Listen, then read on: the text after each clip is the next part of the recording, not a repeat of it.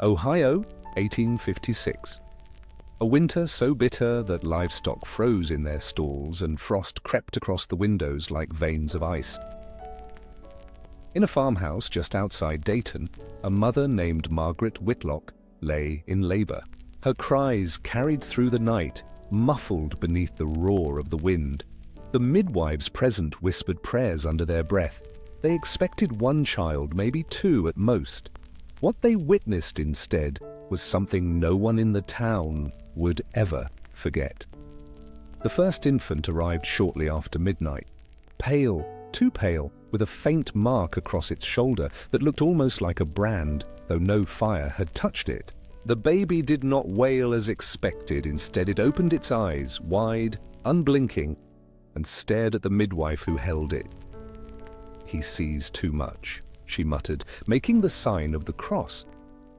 But before Margaret could even cradle her son, the pains began again, and then again. By dawn, 3 children lay side by side in the wooden cradle. 3 boys, 3 identical faces.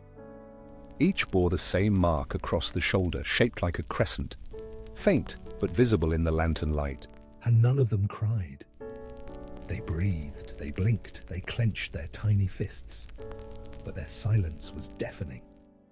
The midwives exchanged glances, faces pale. One whispered, "It is unnatural." Margaret, exhausted but overjoyed, brushed Damp hair from her face.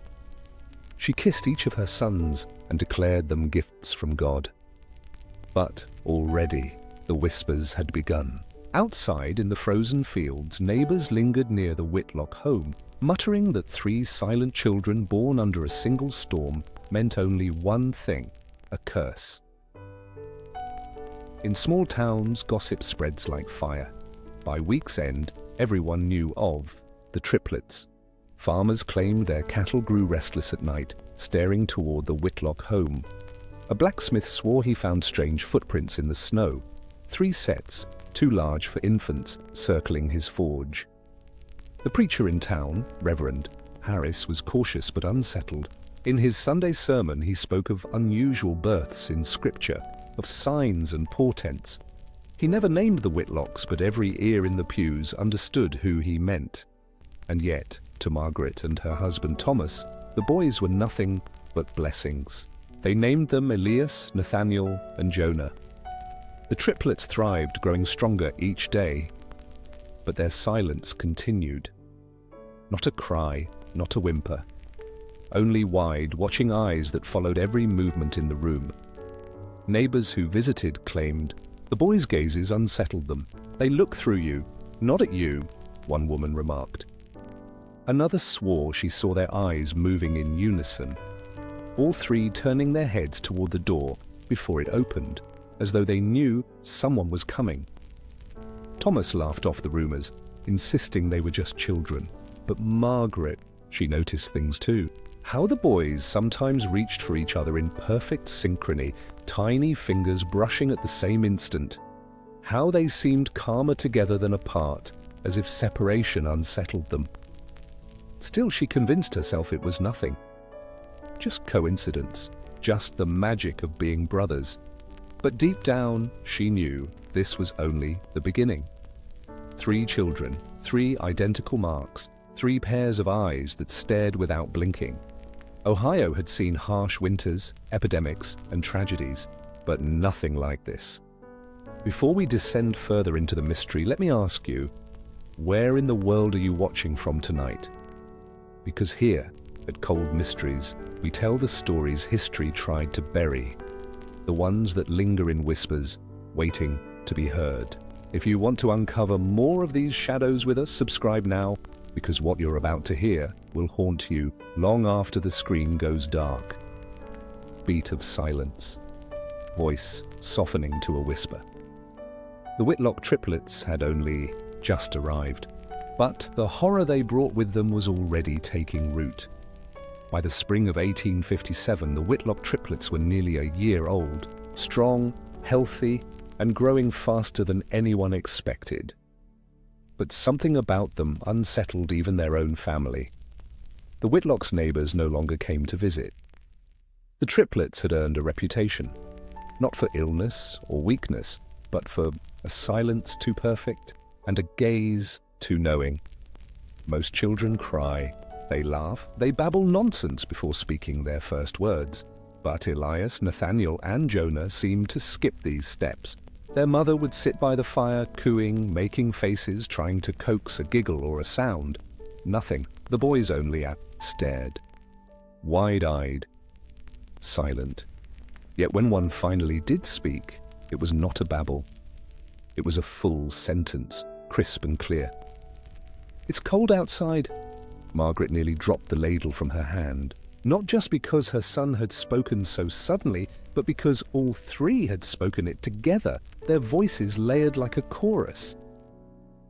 From that day forward, the boys spoke rarely, but when they did, it was often in unison. By age 3, the triplets showed an eerie bond that went far beyond what even close siblings share. If one stumbled, the other two would flinch, as though feeling the same pain. If one looked toward the window, the others' heads would turn, without hesitation. Thomas Whitlock once tried separating them, carrying Jonah out to the barn to break what he called nonsense superstition. Within minutes, Jonah began to scream, his face red with anguish. The first sound of distress any of them had ever made. Back inside, Elias and Nathaniel screamed with him. The moment the boys were reunited, the cries stopped instantly. Silence reclaimed the house. Rumors spread quickly in the tight-knit Ohio town. Farmers whispered of seeing the boys standing at the edge of the fields, watching the livestock with unblinking eyes. One woman swore she saw them arranging pebbles and sticks in strange patterns by the creek. When she approached, the boys turned in unison and smiled. The same faint, unnatural smile. Even children in the village avoided them. A group of boys once teased the triplets, calling them ghosts in disguise. That night, 2 of those boys swore they awoke to find the triplets standing outside their window, watching them in the moonlight. Their parents dismissed it as nightmares, but the boys refused to walk past the Whitlock home again. Margaret clung to her faith, insisting her sons were blessings no matter how strange. She sang hymns to them at night, even when they only stared. Back at her with those 2 old eyes, Thomas, however, began to drink more. He confessed to neighbors that the boys unsettled him, that sometimes, when he entered the house, they would already be staring at him before he opened the door, as if they knew he was coming. "They see more than they should," he muttered to a friend one night. "They see too much." The strain began to fracture the Whitlock household. Margaret prayed harder. Thomas avoided the boys when he could. And through it all, the triplets grew.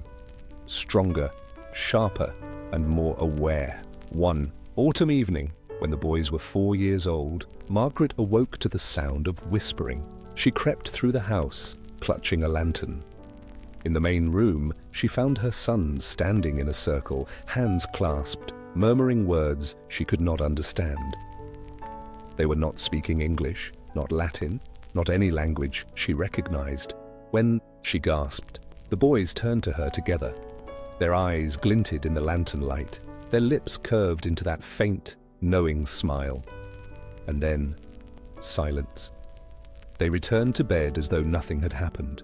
But Margaret knew deep down that something unnatural was unfolding within her home.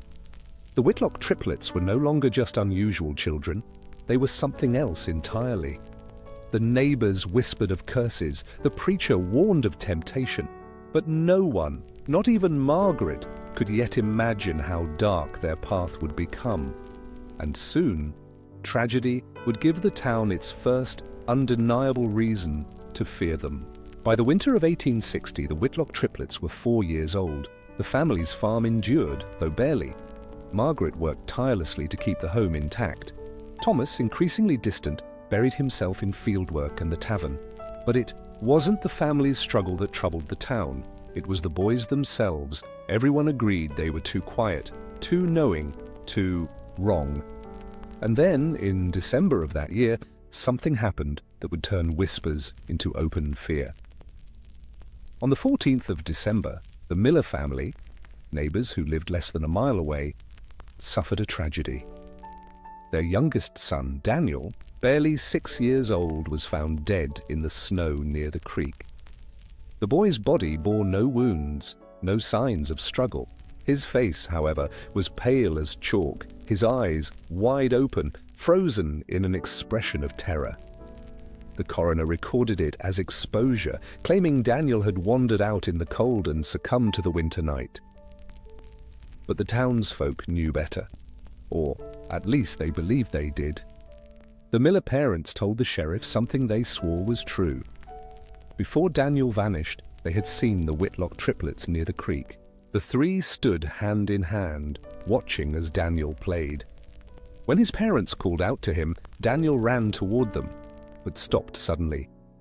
He turned back to look at the triplets, who remained motionless. Then, without a word, he ran off into the woods. That was the last time he was seen alive. In the tavern that night, the whispers began in earnest. Farmers claimed the Whitlock boys were not natural children, that they had lured Daniel to his death. No child freezes to death with eyes that wide, one man insisted. Another muttered that the mark on their shoulders was proof of the devil's hand. Within hours, rumor had grown into certainty. The Whitlock triplets were cursed. Sheriff Collins tried to calm the storm. He reminded the town that children wander, that winter kills, that tragedy does not always come with reason. But even he admitted something unsettled him. He had seen the triplets standing together on the Whitlock's porch the day after Daniel's death. They had not played in the snow, not spoken, not moved. Just three identical faces staring at him with the faintest hint of a smile. It was like they knew, the sheriff later confessed in private. Like they were waiting for me to ask what happened. But he never did. Back at the farmhouse, Margaret wept. She begged her husband to defend their sons, to speak against the rumors. Thomas refused. He muttered only that the town was not wrong to be afraid. He himself had begun to dread his children, the way they finished each other's sentences, the way they seemed to share a single mind. Margaret clung tighter to her faith. She told herself God did not send children as curses, but her prayers grew longer, her nights more restless. She began sleeping with a candle burning by her bed, unwilling to let darkness fall fully across the house. The Sunday after Daniel's funeral, Reverend Harris spoke words that chilled the congregation. "Beware of signs and wonders," he declared, "for not all miracles are from the Lord." Though he never named the Whitlocks, his meaning was clear. Many parishioners nodded, clutching their children tighter. When the Whitlock family walked into the church that morning, silence fell. Not a cough, not a shuffle of boots, only silence. And when the triplets turned their heads to gaze across the congregation, more than one neighbor swore they felt something move inside them, as if the boys' eyes were stripping them bare. Nikiksan's death of Daniel Miller was recorded as an accident, but no one in town believed it. And from that day on, the Whitlock triplets were no longer just children. In the eyes of their neighbors, they were omens, living symbols of something darker, and soon their presence would attract the attention of men who claimed to seek truth, men who believed science could explain what faith refused.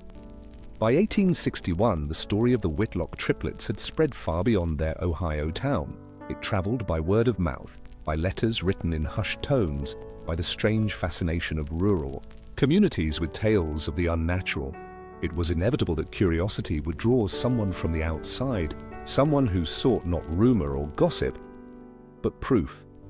And so arrived Dr. Alistair Pembroke. Pembroke was a physician from Cleveland, a man with a reputation for cold logic and unshakable skepticism. Where others saw curses, he saw biology. Where preachers cried of the devil, he spoke of nature misunderstood. When word of the Whitlock boys reached him, he dismissed the more fantastic rumors. children speaking in unison, animals panicking at their sight, a dead boy found pale and staring. "Nonsense," he wrote in his journal. "There is always a rational cause." But curiosity compelled him. In the summer of 1861, he made the journey to the Whitlock farm. What he found unsettled even him. Pembroke's first meeting with the triplets was brief, but unforgettable. He extended his hand to the eldest, Elias. The boy did not move. Instead, all three turned their heads at the same instant, eyes locking on the doctor's face. They did not blink. They did not fidget. They simply stared. Pembroke, seasoned though he was, felt the hair rise on the back of his neck. He noted in his journal, "They regard one as if weighing a soul, not a body." When he withdrew his hand, the boys turned away together, their movements perfectly mirrored. Over the following weeks, Pembroke conducted a series of examinations. He measured their reflexes, tested their hearing, shined lantern light into their eyes. The results confounded him. Their responses were delayed, but identical. If one flinched, so did the others, at the exact same moment. When asked simple questions, their names, their ages, the boys answered in chorus, their voices layering into a sound that seemed less human than rehearsed. Pembroke recorded, "This is no mimicry. It is not mere sibling familiarity. Their unity is absolute. They appear bound. Margaret welcomed Pembroke's presence at first, believing that science would clear her sons of suspicion. But the more tests he conducted, the more distressed she became. "They are just children," she whispered to him one evening. "They laugh when I sing, they play with each other in the fields. Why do you not see that?" Pembroke did not answer her directly. But in his notes he wrote, "The mother clings to denial, perhaps out of fear of what she already knows." One evening, Pembroke attempted a test of reflex. He held a candle and, without warning, dropped it toward the floor. Before it fell, the triplets extended their hands in unison to catch it. None touched the flame, but all reacted at precisely the same instant. Pembroke's hand trembled as he recorded the incident. "They anticipated me," he wrote, "not as if they guessed, but as if they had already seen what I would do." He repeated the test with other objects, other movements. Each time, the result was the same. The boys reacted before he completed the action. Reverend Harris visited Pembroke, urging him to leave. "You cannot study what should not be," the preacher said. "These boys are not meant for your instruments. They are a sign, a warning." Pembroke dismissed him coldly. "Superstition blinds this town. If they are unusual, it is my duty to explain them." But privately, he confessed in his journal, "There are things here which shake even me. Their eyes follow me in dreams. I find myself dreading their silence more than their speech." Dr. Alistair Pembroke came to Ohio seeking reason, certain that science could illuminate even the darkest corners. But as his investigations deepened, he found himself facing something reason could not contain. The Whitlock triplets were no longer just children, they were an enigma. A mirror in which even the most rational mind saw only fear. And soon, the patterns of their strangeness would begin to spread beyond the walls of their home. By the autumn of 1861, the Whitlock triplets were 5 years old, and the strangeness that had followed them since birth no longer hid behind coincidence. It revealed itself in patterns, markings, behaviors, and events too precise to dismiss. Even Dr. Alistair Pembroke, who had sworn to rely only on logic, began to wonder if logic itself had abandoned him. Margaret first noticed it when sweeping the wooden floors of the farmhouse. No matter how often she cleaned, strange marks reappeared. Crescent-like shapes etched faintly in the dust, always in threes, always aligned in perfect symmetry. At first, she blamed her sons, but the boys denied it, smiling faintly as they watched her scrub. When Pembroke examined the shapes, he grew pale. They matched the birthmarks on the triplets' shoulders exactly. He wrote in his journal, If this is coincidence, it is a cruel one. The markings appear without tool, without pressure, without hand. They are born of presence. Neighbors soon began reporting sightings at night. The triplets wandering the fields in their nightclothes, bare feet moving soundlessly across the soil. They walked in perfect formation, never breaking stride, their eyes open but glassy.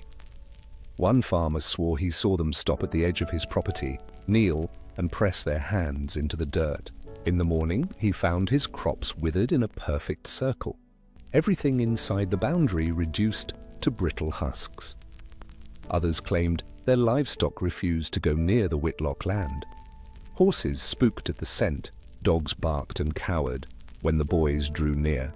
Even birds seemed to avoid the fields, their songs falling silent as they passed overhead. Margaret grew more frantic. She begged her husband to move the family, to leave the farm and escape the whispers, but Thomas refused, insisting no one would sell to them, no town would welcome them. "We are trapped," he muttered one night, pouring another drink. "Trapped by our own blood." Margaret prayed harder, lighting candles in every room. But even in prayer, she sometimes felt watched, not by God, but by 3 pairs of unblinking eyes staring at her as she whispered her hymns. Dr. Pembroke continued his studies, but the longer he remained, the more his resolve fractured. He began hearing things at night. The faint sound of 3 voices murmuring outside his window, though the boys were asleep inside. When he confronted Margaret about it, she shook her head violently. "Do not speak of it," she begged. "If you speak it aloud, it becomes real." Yet Pembroke could not dismiss what he saw with his own eyes, symbols carved into barn beams, identical to those in the dust, circles appearing in fields where no plough had touched. He wrote in his journal, "Science demands explanation, but here explanation slips through my grasp like smoke. I fear I am not studying the children, but that the children are studying me." By now the town had fractured. Some insisted the boys were cursed, a blight that would destroy them all if not banished. Others argued they were victims of superstition, innocents burdened by gossip.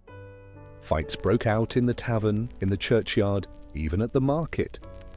The Whitlock's name became a weapon, hurled in anger, whispered in fear. And through it all, the triplets seemed untouched. They walked among the tension with calm faces, faint smiles, and eyes that seemed to see farther than they should. One neighbor recalled, "It was as if they knew what we would argue about before we even opened our mouths." The Whitlock triplets were no longer just children. They were patterns carved into wood, circles burned into earth, silence woven into a community's very breath.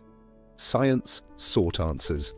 Faith cried curses, but neither could deny the truth.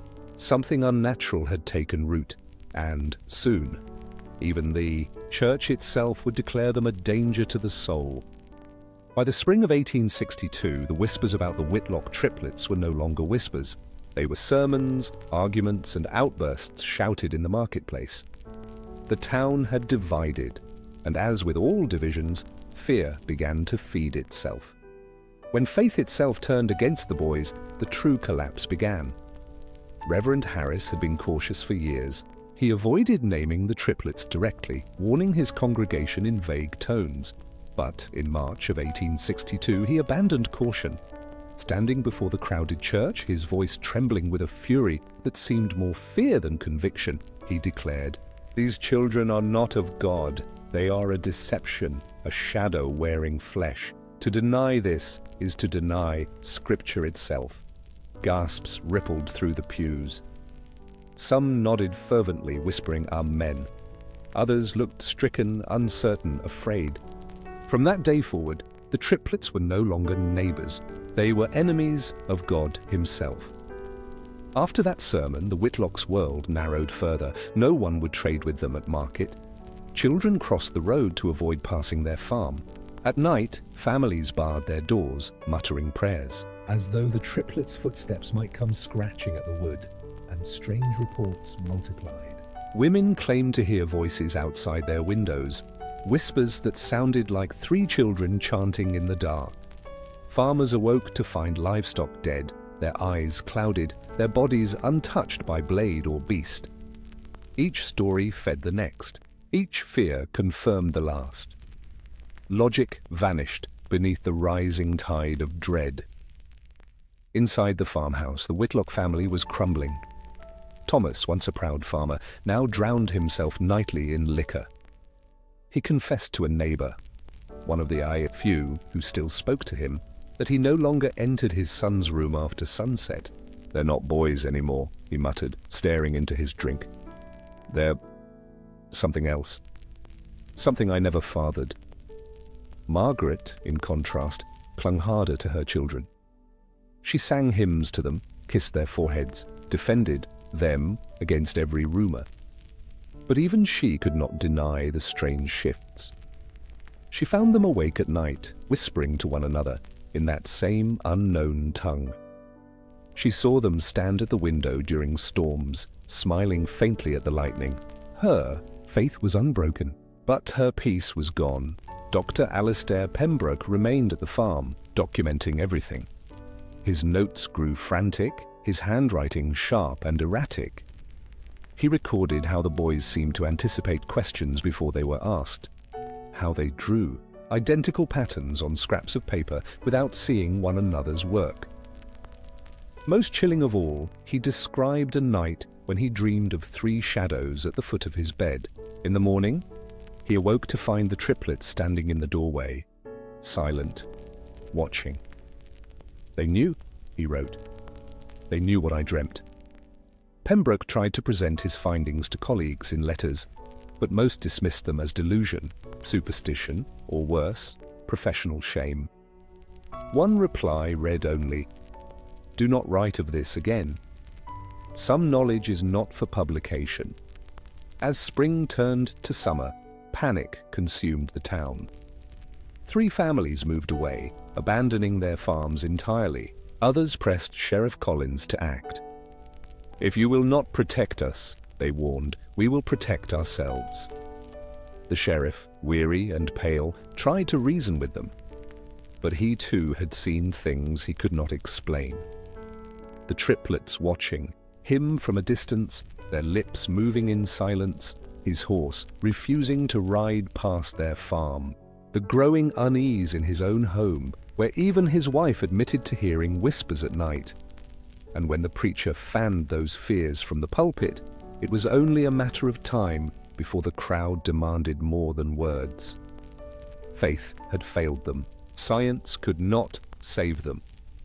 The town of Dayton no longer saw the Whitlock triplets as children. They saw them as threats, and as fear turned to rage, the community prepared to act. What came next would mark the beginning of blood. By late summer of 1862, tension in Dayton had reached a breaking point. The Whitlocks lived under constant suspicion, their farm avoided like a plague house. And then, one August night, tragedy struck, a tragedy that would ignite every fear into fury. It began just after midnight. Neighbors awoke to the sound of distant screaming animals and the glow of flames against the horizon. By the time they reached the Whitlock property, the family's barn was engulfed. Sparks leapt into the night sky, painting the fields red. Inside, cows bellowed in terror, horses thrashed against their stalls. None could be saved. When the roof finally collapsed, a wave of smoke and heat drove the onlookers back. The Whitlock, livestock, the family's livelihood, was gone. Reduced to ash and bone, but it wasn't the fire itself that haunted witnesses. It was the triplets. As neighbors arrived, they found the 3 boys standing in front of the burning barn. Barefoot, expressionless. The glow of the flames reflected in their wide, unblinking eyes. They did not cry. They did not move. They only watched, as if the fire was not a disaster, but a spectacle. One farmer swore he saw their lips moving in unison, whispering words drowned out by the roar of the blaze. Another claimed they smiled faintly as the roof fell. When confronted later, the boys said nothing. They only stared. Sheriff Collins arrived at dawn to inspect the ruins. He found no lantern, no spilled oil, no accident to explain the blaze. The stalls were intact until the fire consumed them, the locks unbroken. In his private notes, the sheriff admitted what he feared to write in his report. "There is no cause I can prove.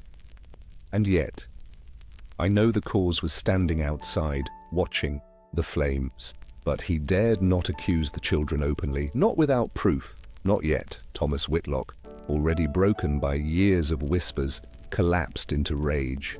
He accused his sons directly, his voice slurred with drink. "What did you do?" he screamed, grabbing Elias by the shoulders. "Tell me what you did." The boy did not flinch. He only looked at his father calmly, then glanced at his brothers. Together, they spoke, three voices layered into one. "It had to burn." Thomas staggered back, horrified. He struck the table with his fist, splintering wood, but said nothing more. For the first time he feared not what others said about his children, but what his children had become. Margaret wept as she sifted through the ashes, finding charred fragments of bone and iron. Her hands blackened with soot, her faith cracked beneath the weight of it. She begged the boys to explain themselves, to deny what they had said. But they only watched her silently, their small faces calm, their eyes unreadable. In her prayers that night, Margaret's words trembled. "Lord, if this is your test, I am failing, for I no longer know if they are gifts or punishments." Dr. Pembroke documented the fire in meticulous detail, but what he recorded about the children was the most chilling of all.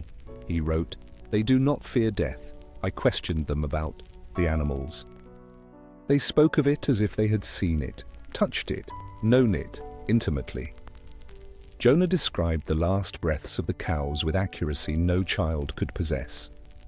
He said, "They screamed until they knew it did not matter anymore." Pembroke, for the first time, considered leaving the farm, but something kept him there, a fascination as dangerous as it was unshakable. "I believe I am no longer their observer," he wrote. "I am their witness." When news of the barn fire spread, the town's restraint shattered. "If we do not act," one man shouted in the tavern, "our farms will burn next, our children will be next." Even those who had once defended the Whitlocks fell silent.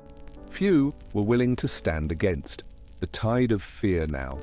The preacher, Reverend Harris, declared the fire a sign, divine proof, that the boys were an abomination. "God has shown us their fruit," he thundered, "and by their fruit we shall know them." The crowd roared in agreement. The Whitlock barn fire was recorded as misfortune, but in the minds of Dayton's townsfolk, it was no accident. It was proof. Proof that the boys were cursed. Proof that they could not be left to grow. And soon, the town's fear would demand an answer. An answer written not in whispers, but in action. By the winter of 1863, the Whitlocks lived in a state of siege. Their barn was gone, their livelihood ruined, and their neighbors no longer came near their land. The town's fear was no longer whispered gossip. It was sharpened into threats muttered at the tavern, hissed in the pews, and then the Triplets vanished. What followed remains one of the strangest disappearances in Ohio's history. It began on the night of February the 3rd. Margaret awoke to the sound of laughter. Not joyous laughter, not childish giggles, but a sound too measured, too hollow, echoing through the halls of the farmhouse. She shook Thomas awake. Together they rushed to the boy's room. The beds were empty. On the wooden floor, in the faint moonlight, 3 crescent-shaped marks had been carved deep into the boards, identical to the birthmarks on their shoulders. The laughter, faint but clear, drifted from outside. Thomas ran into the night, lantern in hand. Margaret followed, clutching her shawl tight. In the snow leading away from the farmhouse, they found 3 sets of footprints. Small, bare, perfectly aligned. The tracks wound through the fields, across the creek, and into the forest beyond. But it wasn't just footprints they found. Carved into the trunks of trees along the path were the same crescent marks, repeating again and again, like a trail of symbols guiding the way. The deeper they followed, the more oppressive the silence became. No owls, no wind, no sound but their own frantic breaths. By morning, Sheriff Collins had gathered a search party. Dozens of men with dogs and lanterns combed the woods. The trail continued for miles, always marked by the same crescent symbols, until it ended abruptly in a clearing. In the center stood a rough circle of stones, blackened as though burned. No footprints left the clearing. The boys had vanished into thin air. The dogs whined and refused to enter the circle. Several men crossed themselves, muttering prayers. Sheriff Collins, pale and trembling, declared the search over. "There is nothing more to find," he told Margaret. But his eyes betrayed the truth. He had never been more afraid. 3 days later, the impossible happened. At dawn, Margaret awoke to find Jonah, the youngest of the triplets, sitting on the front porch. His feet were bare, though unmarked by frost. His clothes were clean, untouched by the mud and snow of the forest. He did not speak. He did not cry. He only stared at her with wide, blank eyes. When she embraced him, he did not return her touch. His body was rigid, his face expressionless. When asked where his brothers were, he gave only one reply, whispered in a flat, hollow tone. "They are still laughing?" Dr. Pembroke examined Jonah for hours. Physically, the boy was unharmed. His pulse steady, his breath even, but his mind was gone. He did not react to light, to sound, to touch. Only when asked about Elias and Nathaniel did he respond, repeating the same words again and again. "They are still laughing." Pembroke's journal entry that night was the most desperate he had ever written. "I have reached the edge of reason." These children defy not only medicine, but reality itself. 2 gone without trace, 1 returned without self. I fear what I once sought to study has now turned to study me. After that, Pembroke packed his things. He left the Whitlock farm and never returned. For the town, the vanishing was final proof. 2 gone back to hell, muttered one farmer, and the 3rd left behind as a sign. Even those who had once defended the family now turned away. The Whitlocks became pariahs, their farm shunned, their names spoken only in whispers.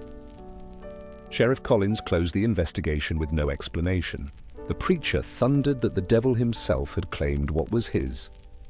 And through it all, Jonah sat silent, staring into nothing, whispering only one phrase when pressed.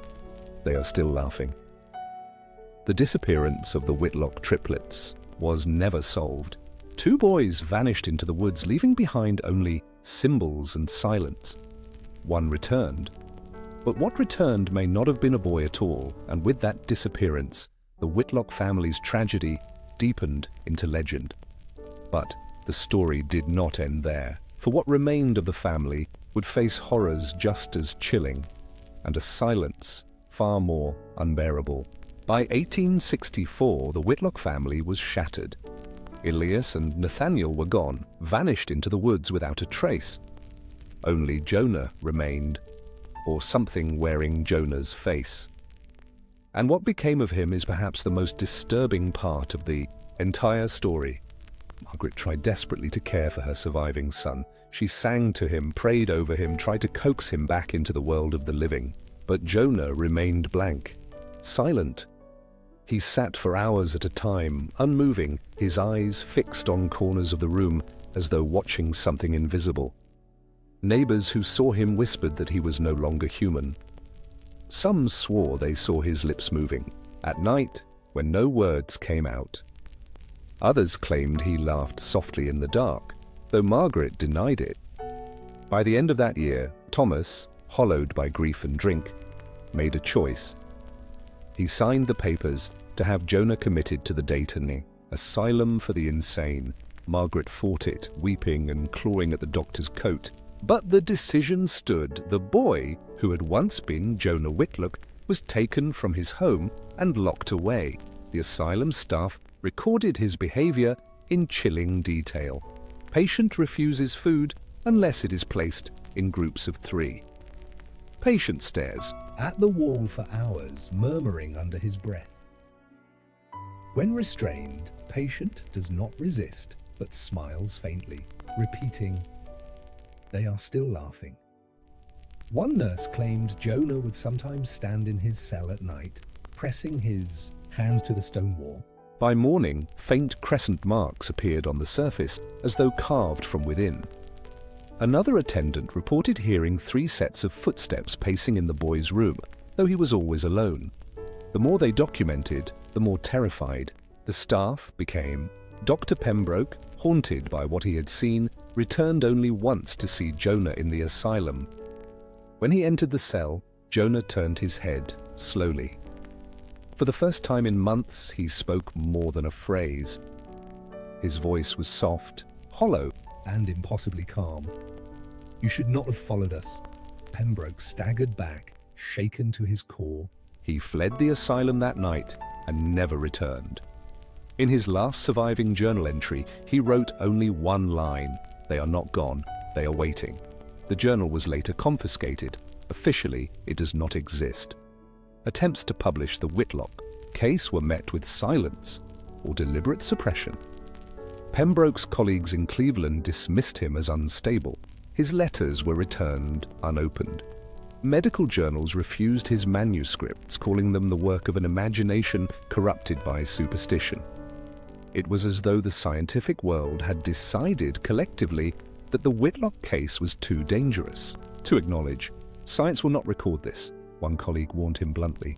"Not because it cannot, but because it will not." Meanwhile, in Dayton, the Whitlocks faded into obscurity. Thomas drank himself into an early grave. Margaret moved to live with relatives, her faith shattered, her heart broken. Jonah remained in the asylum, silent and staring, until records abruptly stopped mentioning him in 1869. No death certificate was filed. No grave was marked. His name simply vanished from the registry. When later asked about him, attendants refused to speak. One muttered only, "Some things should not be written down." From there, the story of the Whitlock triplets slipped into whispers and folklore. Parents told their children never to wander into the woods alone. Farmers claimed to see 3 figures moving between the trees on moonlit nights. And in the asylum itself, nurses continued to speak of strange laughter echoing through the halls, even after Jonah's records disappeared. The town grew. The farms changed hands, but the name Whitlock became a curse word, spoken only in hushed tones, followed always by a glance over the shoulder. Science refused to study them. Faith condemned them, and history tried to erase them. But the Whitlock triplets left their mark, in dust, in wood, in stone, and in silence. 2 vanished into the forest. 1 was locked away, erased from the record. And yet, even erased, their presence lingered. Some mysteries do not fade, they wait. The story of the Whitlock triplets did not end in the asylum. It did not end in the woods. It did not end in the flames of their family's barn. It survived.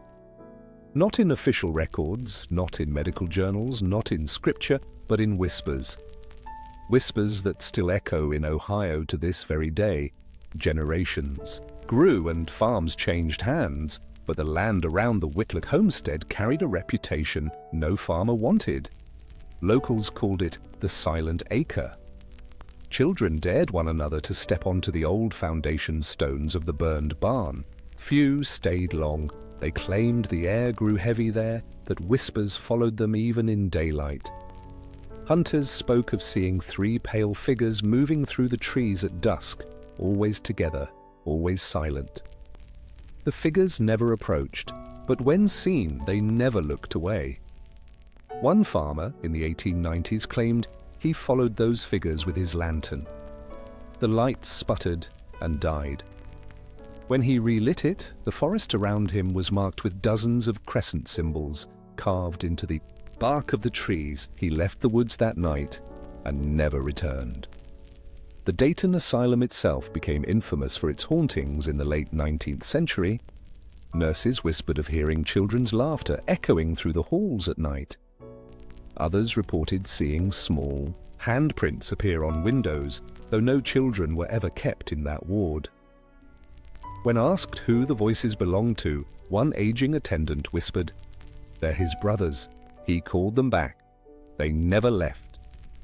Even after Jonah's records were erased, his presence lingered in the asylum's folklore, a reminder that some patients are never truly discharged. In the world of science, the Whitlock case became a ghost story of its own. A handful of Pembroke's surviving notes were passed secretly among physicians, often dismissed as delusions. Yet a few confessions surfaced, quiet admissions that his descriptions of synchronized behavior, of impossible anticipation, matched other rare cases whispered about in Europe, but none were ever published. None were ever acknowledged. It was as if the scientific world agreed to close its eyes. One chilling note, found decades later in an estate sale, bore only 3 words scrawled in Pembroke's hand. "They are waiting." In Dayton itself, the Whitlock name faded. By the 20th century, most residents had forgotten the details, or chose to forget, but the silence remained. Families still warned their children not to wander into the woods at night, and when unexplained deaths or vanishings occurred, some older residents muttered the same words, "The Whitlocks walk again." Even today, a few locals claim to hear faint laughter on winter nights, carried on the wind across the empty fields. The Whitlock triplets were born in silence. They lived in whispers, and they left behind only questions. Were they cursed by superstition? Were they victims of hysteria? Or were they truly something science refused to name? We may never know. But perhaps that is the most terrifying truth Of all, not that the Whitlock triplets lived once, but that we cannot prove they are gone. And so I leave you with this question. If 3 children could vanish into the woods of Ohio in 1856, leaving behind only silence and symbols, what else waits in the dark, unrecorded, unexplained, erased? Tell me, do you believe the Whitlock triplets were a curse, or something Far worse? Let me know in the comments. And wherever in the world you're watching from tonight, don't forget to subscribe to Cold Mysteries, because every week we bring back what history tried to bury. But remember, some stories never stay buried?